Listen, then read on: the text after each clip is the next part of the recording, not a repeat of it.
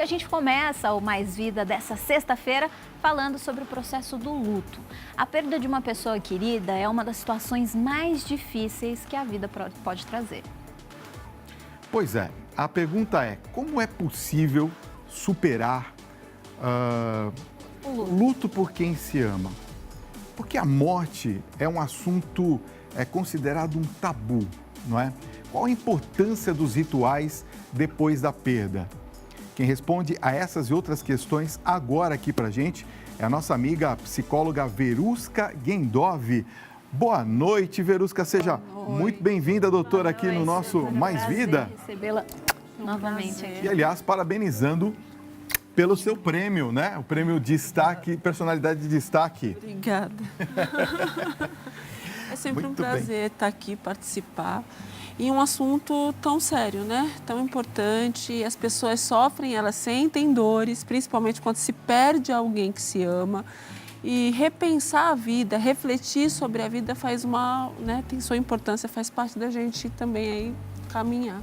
Doutora, por que a morte é considerada um tabu ainda e assusta tanto as pessoas? É que tudo aquilo que não se sabe o que vai ser, tudo aquilo que a gente não consegue planejar, tudo aquilo que não depende do nosso pensamento e planejamento, assusta. Tudo que é diferente e novo assusta. Então, as pessoas preferem fugir do que ficar imaginando como é que é isso, né? Você hoje em dia pensando, imagina, vou fazer plano funerário, vou planejar a morte, como vai ser, como vai deixar de ser. Tudo isso é muito difícil para quem está vivo. Então, se prefere não pensar e deixar que a vida siga seu curso e deixar para pensar nisso na situação realmente em si, quando ocorrer o problema. Agora, é muito doloroso a gente imaginar que um dia nenhum de nós estará aqui. É muito doloroso imaginar que um dia nós vamos enterrar as pessoas queridas, que são pessoas especiais para a gente.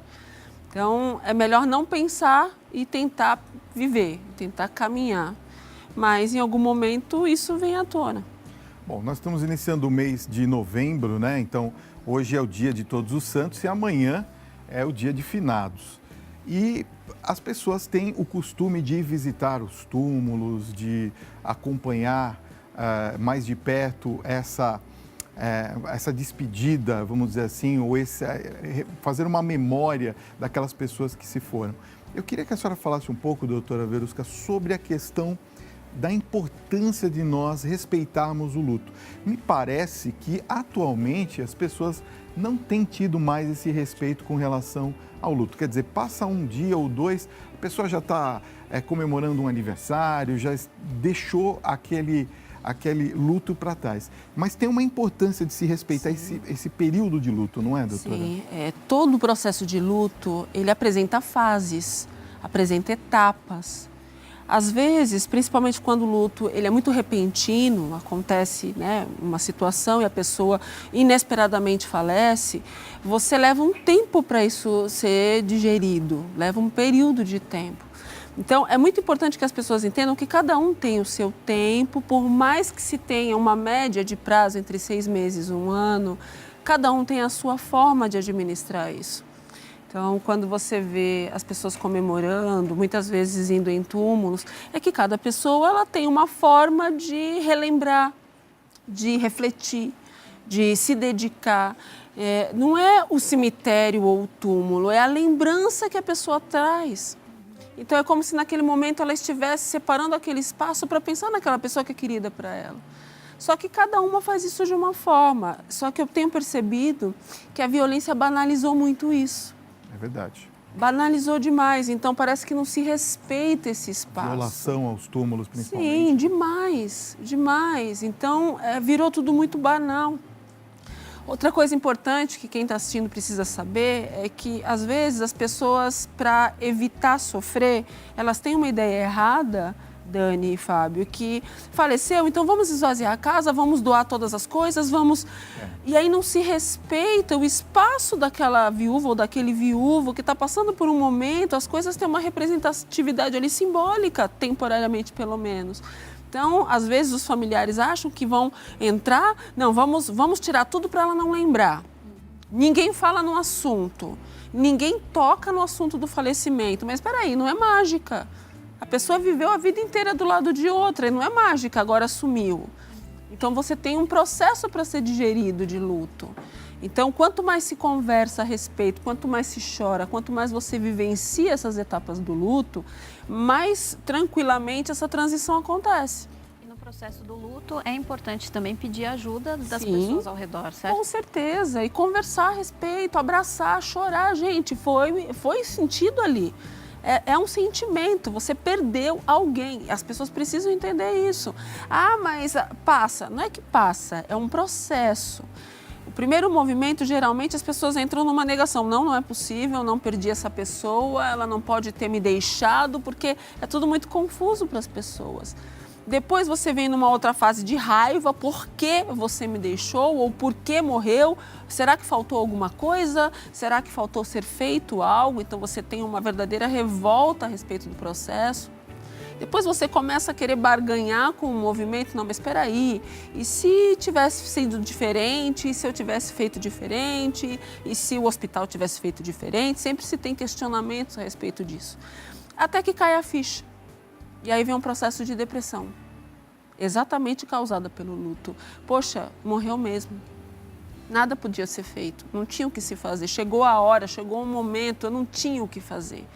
E é ali, num processo de depressão, que você se refaz e entendi, aceitei, porque a vida precisa continuar. Isso leva de 6 meses a 1 ano.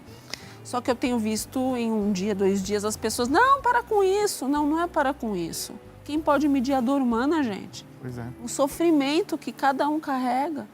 Às vezes a pessoa está rindo por fora, mas por dentro espedaçada. E ela fica com vergonha, inclusive, de falar para as pessoas, olha, eu estou sentindo uma dor que não fecha.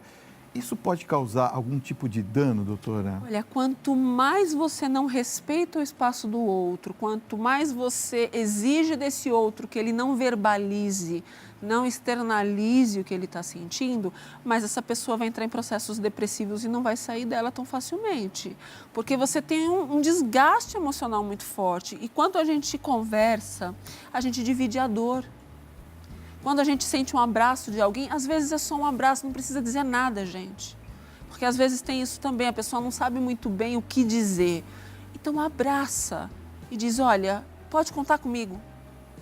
Porque a pessoa está sentindo aquele vazio naquele momento, muitas vezes está sem chão. E aí quando alguém abraça e diz, conta comigo, é como se você estivesse dizendo, você não está sozinho. Tem gente que te ama também, está aqui com você. Você vai caminhar com todos aqui. Então, essa solidariedade, esse afeto, ele dá suporte para você estruturar todo esse momento. Porque a pessoa, até cair a ficha do que está acontecendo, leva um tempo. Então, quanto mais você tiver quem tem ali do lado te dando esse apoio, melhor. Agora, imagina, você sofre um luto, você tem pessoas que invadem muitas vezes o seu espaço querendo, entre aspas, te ajudar, mas praticamente esvazia as tuas lembranças, através das representatividades simbólicas que muitas vezes o espaço contém. Você não pode falar, porque senão, se você falar, você é frágil, fraco, parece que se exige isso do ser humano. Então, imagina a crise interna que essa pessoa sente. E na hora que muitas vezes precisa das pessoas, elas não estão ali para apoiar, porque elas também têm dificuldades. Então, é tudo muito difícil. Agora, no caso de uma morte súbita, de um acidente, um assassinato, esse luto, ele é diferente? Sim, ele é muito pior.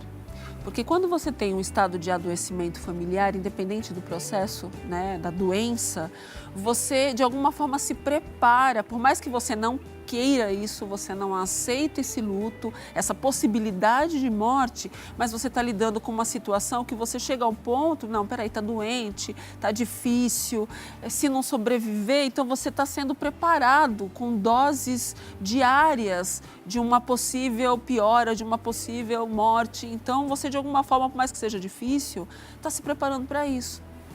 Agora, você dizer, oi, tudo bem, dar um abraço na pessoa e trabalhar, e quando chega no trabalho, olha, teve um infarto fulminante, sofreu um acidente e faleceu. Como assim? Eu acabei de falar com a pessoa. Então, é difícil para as pessoas conseguirem trabalhar nesse processo de pensamento, sendo que ela acabou de conversar. A nossa mente é atemporal. Ela não consegue medir isso tão instantaneamente. Ela leva um tempo, ela tem uma dificuldade de assimilar esse tempo. Então, É muito mais complicado quando acontece um acidente, acontece uma catástrofe, como aconteceram algumas catástrofes no Brasil, né, de algumas situações, muita gente morrer de uma vez, às vezes famílias inteiras. Então, você tem um processo que fica muito difícil, depressivo e um estresse traumático muito forte. Pois é, e tem uma situação também, a Dani falou da morte repentina, o assassinato. Vamos falar também de quem está doente há muito tempo? Sim. É verdade que as pessoas vão vivendo esse processo de luto aos poucos, quando a doença é muito longa, isso é real? Sim, porque é como se essa pessoa fosse morrendo aos poucos e a família vai lidando com a situação muitas vezes dessa forma.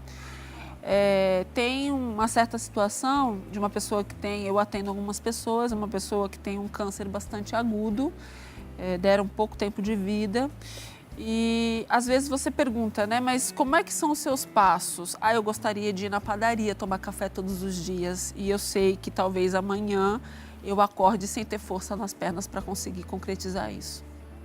Então, você vai sentindo todas as perdas diárias da sua movimentação, muitas vezes da sua movimentação motora, de você poder fazer aquilo que você gostaria, de você decidir por algo, você vai perdendo as capacidades, então você vai tendo dificuldades de assimilar isso.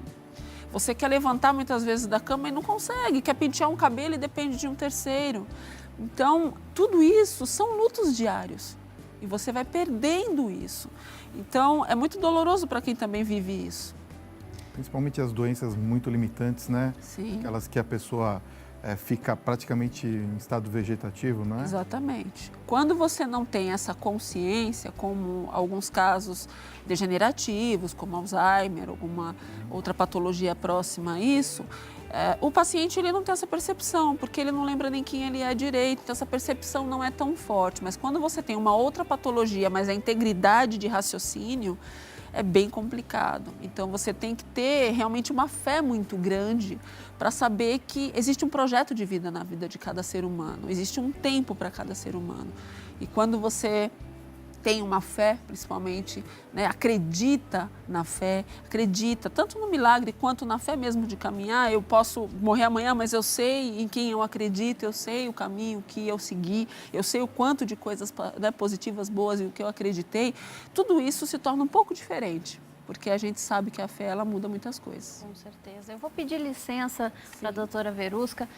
E a gente continua falando aqui sobre como lidar com a perda e a ausência do ente querido com a psicóloga Verusca Gendorf, que está aqui. Fabinho, nós temos participação dos nossos telespectadores, como é que nós estamos? Temos sim, Dani, bastante participação. Aliás, vou pedir para o Tiago colocar aqui para a gente, 11 95033 6870.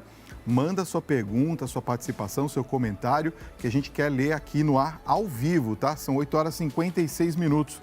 Olha só, boa noite, Fábio, Dani e doutora Verusca. A minha tia, doutora, perdeu o marido e depois de 6 anos, a filha há mais de 30 anos. E hoje, e até hoje, ela sofre muito com essas perdas.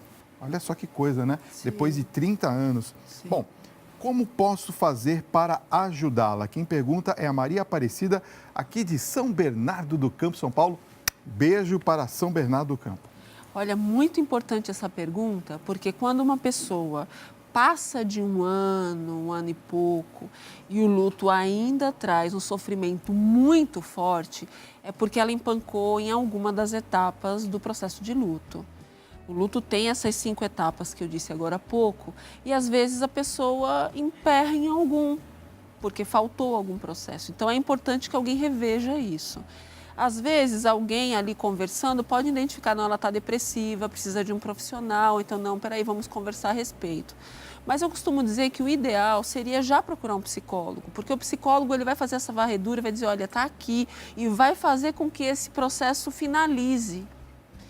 Todos passam por um processo como esse, todos entram num processo de tristeza, mas nós temos que aprender a sair dele. Claro que nós vamos lembrar, vamos sentir saudade, porque isso vai acontecer o resto da vida para a gente. Mas a gente tem que aprender a se reestruturar, aprender que existe um legado que foi aprendido e que nós precisamos dar continuidade. Por mais que a dor seja muito difícil, a gente aprende a dar um outro significado para essa dor. e você passa a representar tudo aquilo que você aprendeu no tempo de vida que você conviveu com as pessoas que você perdeu. Então, é muito importante que se procure um psicólogo para se refazer esse caminho. Cada um pode ter parado numa etapa diferente. Geralmente, a etapa da depressão é a mais forte. Geralmente é ali que essas pessoas entram e não conseguem sair. Mas, às vezes, também é a questão da revolta, a questão da negação. Tem muita gente que diz, não é possível, não morreu, vai voltar em algum momento. E tem uma dificuldade de entender que houve o processo de falecimento. Então, precisa ter essa identificação para a gente poder cuidar. Aqui a gente tem mais uma telespectadora, a Selma de Brasilândia. Ela escreveu: Verusca, eu perdi meu pai e a minha mãe. Meu pai primeiro há 9 anos e minha mãe recentemente há 2 anos. E desde a ida da minha mãe, muitos problemas de saúde desencadearam em mim, como síndrome do pânico, pressão alta, insônia. Estou tomando muitos remédios e gostaria de saber o que fazer, o que eu posso, qual é o próximo passo para eu tomar para melhorar. Eu sinto que tudo é decorrente da angústia que sinto pela perda. Sabe que tem um fator muito importante que vale a pena a gente colocar aqui? Às vezes as pessoas, por conta da dor, elas assimilam culpas que elas não tiveram. É muito difícil você lidar com isso se você não perceber que, de alguma forma, caminha nesse sentido. Às vezes as pessoas se sentem culpadas porque faltou alguma coisa, faltou uma fala, faltou um abraço. E de repente, esse processo de culpa faz com que as pessoas adoeçam. E eu percebo que os processos de pressão alta, diabetes, depois de lutos, podem ser uma representatividade disso. Então, quando você revê esse caminho e, peraí, eu não tive culpa, tem coisas que acontecem. Ou então eu me senti em falta, faltou alguma coisa, eu não tive tempo para dedicar o quanto eu gostaria. Mas aí você percebe que naquele pouco tempo você teve uma qualidade, e qualidade de afeto, vínculo, é muito maior do que quantidade de tempo. E aí você começa a perceber que, poxa, eu tive essa pessoa há tantos anos. E naqueles momentos que eu estive, eu fiz com que fosse especial. Ou então, se eu não consigo perdoar, então, peraí, vamos trabalhar isso de uma outra forma para eu poder entender que essa pessoa me amava independente disso. Isso não tinha um peso, sou eu que estou dando porque perdi. Então, tudo isso tem que ser refletido. Uma boa reflexão ajuda muito. E se mesmo assim tiver uma dificuldade, um profissional, com certeza, é o tipo de processo muito breve para ser realizado para um sofrimento tão grande.